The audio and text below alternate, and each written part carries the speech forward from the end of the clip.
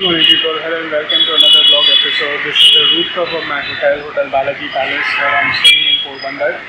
So we were up bright and early, but stayed back to give away the laundry and stuff. So doing a little bit of housekeeping as well. And I can see the Kamla Nehru Park. So that's the Kamla Nehru Park and the I Love Porbandar sign over there. So it's very close, just a couple of minutes walking from the hotel. So anyway, today the plan is to go out and explore Porbandar. So I saw a few places of interest, including the birthplace of Mahatma Gandhi. So we're gonna go check that out. And we're probably gonna grab something to eat along the way because I had a fun mango party last night. It worked out, so now I know the trick how to make it happen. Not gonna include the clips in the vlogs, but there may or may not be a YouTube short coming up for that, so keep an eye out for it. Anyway, let's get started and enjoy Porbandar.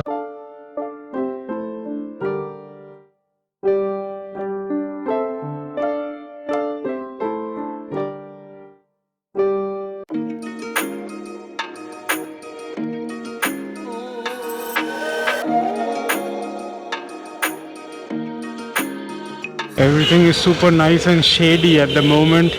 Things are gonna get heated. So I found a place that's about 17 kilometers away from here. But before I do that, I'm gonna go back to the same lassi shop and grab myself a different lassi this time. Either Kesar lassi or mango lassi. And then we'll be on our way because I didn't have breakfast in this hotel. So just want to grab something that will keep me full for a little bit. It's this one. Pratap lassi right here, the red board.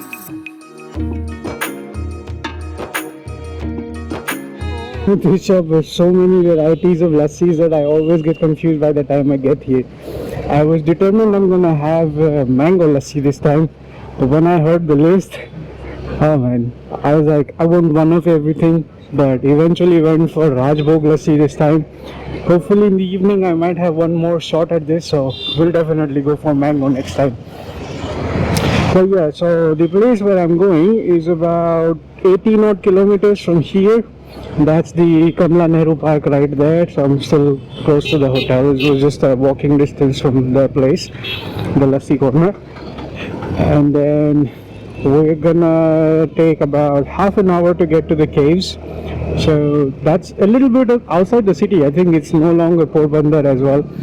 It's going to the next town over, but because it's a little bit further, I want to do that first and then come back here and start exploring. Oh, this looks nice. An abandoned palace of sorts. Oh, it's a science college. Nice building for a science college. So probably this is the route we're gonna take to the next destination as well. It's one of these places listed on the board sign above, so you can keep guessing. We're gonna be on the move in the next vlog anyway, so until then you have time to guess where we are headed next. Nice riverfront. Oh, it's a dam I think they have made on the river. What river is this? Not sure, doesn't say it. It's an offshoot of one of the bigger rivers. Anyway, that's the airport of Porbandar. Didn't know this place had an airport. Nice. And this place also has a Coast Guard presence because this is like the western front of India, surrounded by water on multiple fronts. I think 2 Gulfs and 1 Arabian Sea. So yeah, see, Indian Coast Guard headquarters of Porbandar.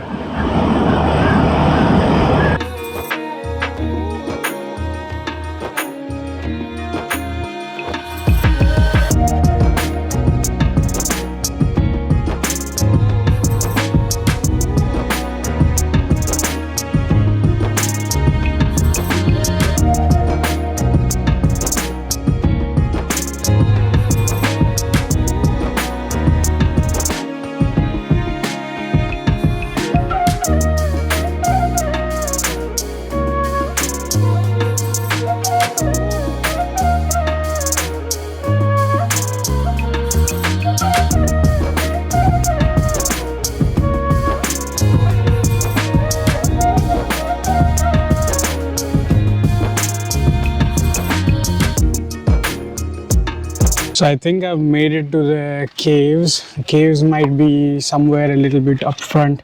Premises looks like a typical temple premises, so hard to say. And there's no board sign outside. Like few smaller boards to get here. So this is the caves of Jamvant. He's the king of the bear. So if you look him up, he's gonna appear like a bear himself. And he was created by Lord Brahma to help Ram defeat Ravan, I think. So let's go down to the caves and check it out. I do see board signs that says way to the caves.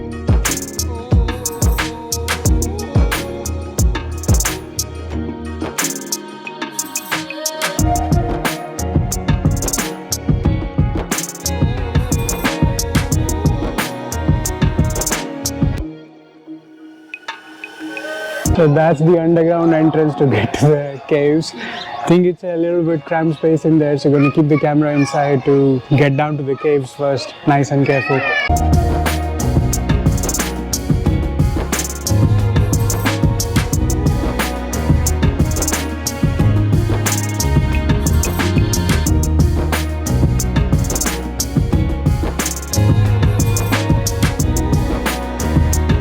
It's really nice and cool down here, and there's water dripping from the surface, and I didn't see any source of water around, so don't really know where this water is coming from, but it's dripping naturally on the shivling.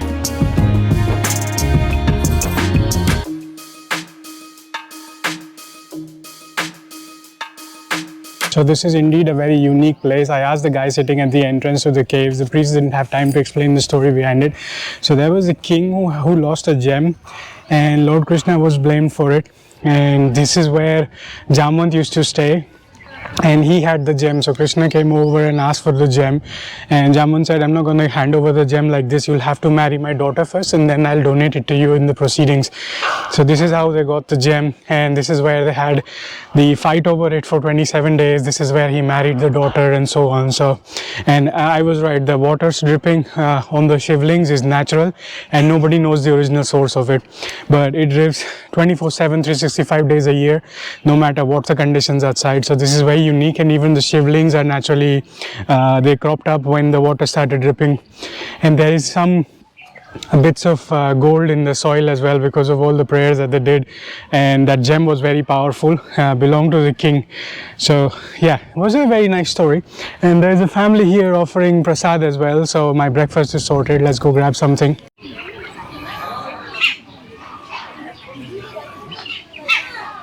That was nice and refreshing. Even got the prasad as well, so got the blessings from the temple, which is nice. And not very many people here, just a couple of families, mostly transiting. Probably if they have a local taxi driver, they might mention about this place. Even when I asked around the locals, then this never came up.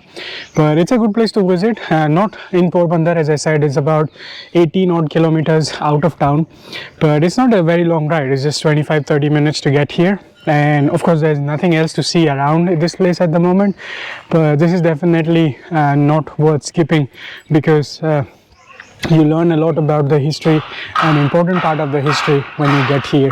So the next place that we are gonna go to is gonna be the birthplace of Gandhiji. I think it's called Kirti Mandir. So let's go check out his birthplace, and hopefully we can see snippets of his original home where he was born and spent the early years of his childhood.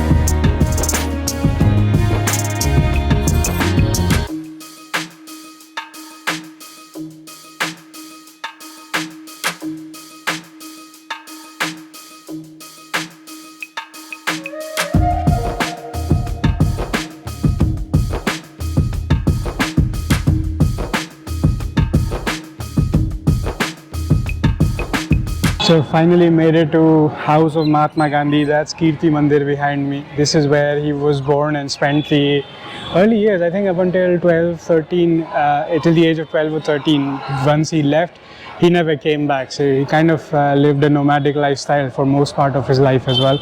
So let's go check out. And then there is also this birthplace of Mahatma there. I think we have some remnants of his old house. So let's check that out.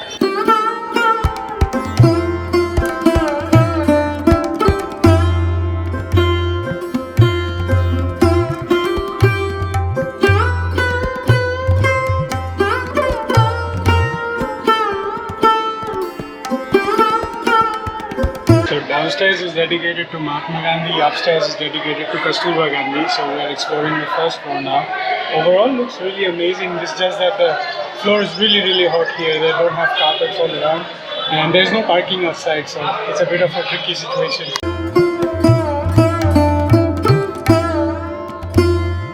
So right in there is the actual room where Gandhiji was born, has a swastika symbol and his photo on top. You're not allowed to take video of that, so I probably have a photo for the YouTube shorts, but otherwise yes, that's where he was born. And yeah, as I said, so he left in the very early ages and never came back, so it's kind of like good memories. That's where he started his life. And then we already saw the Jamvanti ashram where he was there for the last 13 to 15 years before he started the salt march. So let's go downstairs, and in the market outside I saw some vendors selling mangoes. Let's see if we could find ourselves another good deal for Kesar mangoes so we can have a mango party for today. So somewhere along the streets, along these jewelry stores is where, oh yeah, there I found a whole bunch of stack of mangoes. So maybe that guy can give us a good deal. हाँ भैया 1 kilo कर दो. They typically have two varieties here. This one's from Maharashtra, that's a local mango, 200 rupees kilo again. So mango cravings for the day sorted. Don't know if this is gonna be my lunch or dinner, but at least one of the meals again. He gave me slightly cheaper, so that guy gave me for 225, he gave it to me for 200. He's a wholesale dealer, gives a box pack of mangoes to everybody. So I asked a few people and he gives reasonable prices, so grabbed it. Next stop for the day is gonna be Sudama's temple, who's kind of like the best friend, childhood friend of Lord Krishna. So I think he has only one temple around. We're gonna go check that out next. Just a short and sweet ride away from the Kirti Mandir, the birthplace of Mahatma Gandhi, found the Sudama Puri Yatra Dham, which is the temple for Sudama. As I said, the best buddy of, childhood buddy of Lord Krishna.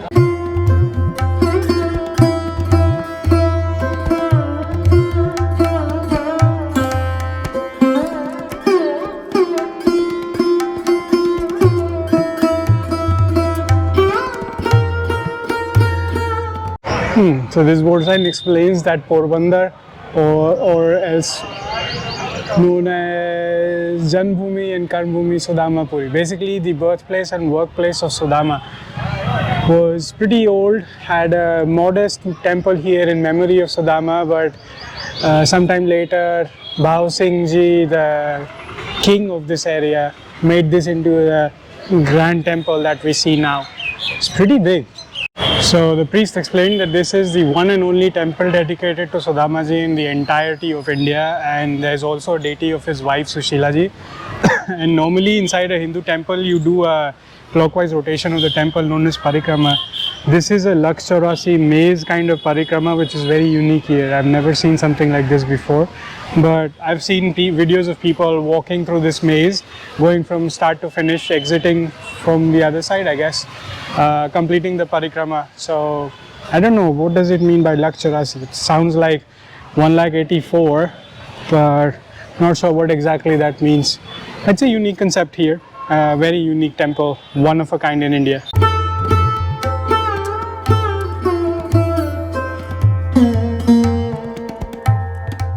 So this auntie sitting by the parikrama area explained that it is 84 yoni parikrama, so that's the Chaurasi part. And if you take 1 lakh births, you will be born as a human again and get rid of all your sins if you complete this parikrama. So it's a very powerful parikrama here, that's why people like to do that here.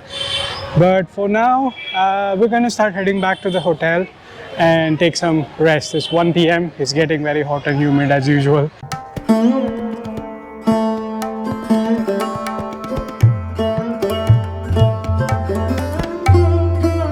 Flashback.